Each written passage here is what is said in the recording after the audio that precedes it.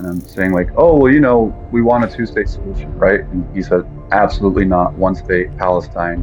Hurting civilians is wrong, right? And he said, there is no such thing as an Israeli civilian. They are all valid targets. Okay, but suicide bombing is obviously wrong.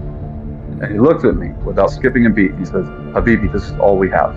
I didn't want to refuse because up until that point, I didn't have a collective that I belonged to. You trick yourself into thinking, well, they don't mean it. They'll moderate, it's not really like that. You West-blame yourself. They don't moderate. You actually end up becoming more extreme. They don't change their goals, but they get you to change who you are slowly over time. I remember when October 7th happened, and it pains me to say this, but my reaction to it was that it was a good thing.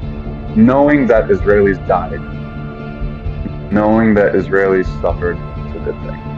I had a choice. I could either accept that and withdraw myself from that cause, or I would do what I had done before in the past, which is I am going to deny, deflect, or what happens. Just remember, I'm looking at these posters with the hostages, and all I can think about is how I saw videos of somebody defacing posters of the hostages.